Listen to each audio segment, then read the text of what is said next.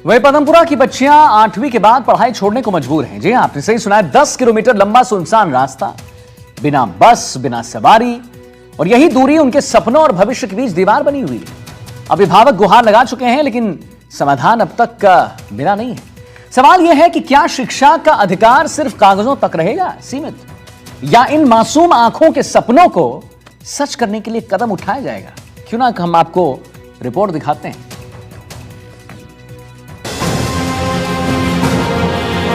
पदमपुरा गांव की गलियों में जब सूरज ढलता है तो बच्चों की आंखों में पढ़ाई का सपना भी धीरे धीरे ढलने लगता है।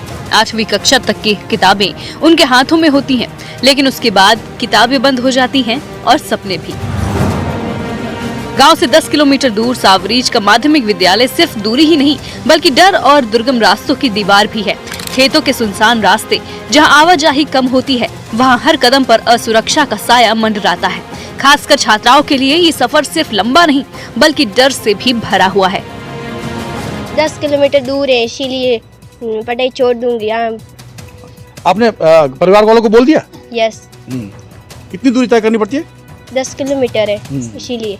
आप कितनी कक्षा में पढ़ती है बेटा? 7वीं। अब आगे 8 क्लास, और फिर उसके बाद में नहीं जाएंगे? क्यों नहीं जाएंगे? 10 किलोमीटर दूर है स्कूल। 10 किलोमीटर दूर है। मैं 10 किलोमीटर दूर से नहीं जाऊंगा।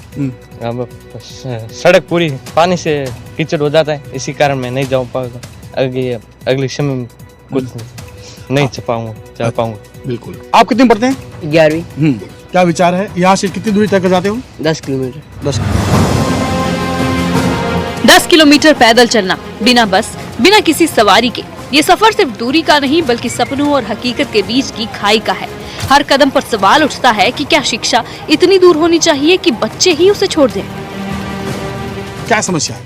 समस्या यहाँ से स्कूल बहुत दूरी है, 10 किलोमीटर दूरी है, और हम बच्चे तो लगभग स्कूल छोड़ ही देते हैं 8वीं पास के बाद। कितनी बार पहले छोड़ चुकी बच्चियाँ? हाँ, हमारे बच्चियाँ छोड़ चुके हैं। स्कूल की क्यों दूरी है बहुत ज्यादा, और बरसात रे मौसम में तो यहाँ बहुत गड्ढे हैं, बच्चे जा ही नहीं सकते, मोटरसाइकिल भी नहीं जा सकती। बच्चे जावे को करे चौमास और पानी भरी जावे, हमें ये तो 10 किलोमीटर बहुत बड़ी हावरीज गाँव, और हमारे बच्चा टाबर ये तो जा पो सके गाँव पाड़े पैदल, हम कोई साधन आवे तो साइड नहीं, अब जावे पैदल, बीजू साधन ही कहीं कौन।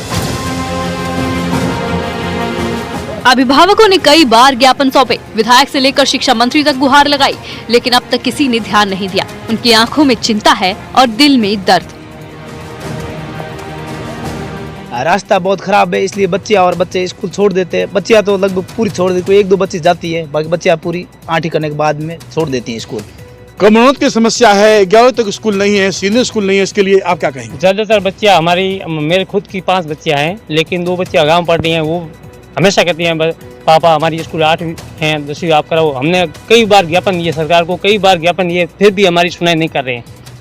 MLA साहब को ज्ञापन दे दिया है, सरपंच को कह दिया, शिक्षा मंत्री के नाम ज्ञापन दिए, लेकिन अभी तक हमारी कुछ सुनाई नहीं है। ज्यादातर बच्चे और बच्चियाँ हमारे घर पर बैठते हैं और घर का काम करते हैं। ऐसा हाल हमारी पदमपुरा गाँव का।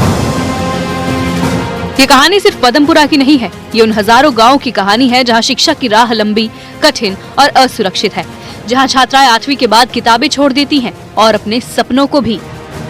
हमारे यहाँ से बच्चियाँ लगभग 300 से 400 बच्चियाँ पीछे रह गई हैं, स्कूल 12वीं तक नहीं कर पाई। क्यों नहीं कर पाई? वो सरकार के कारण नहीं कर पाई।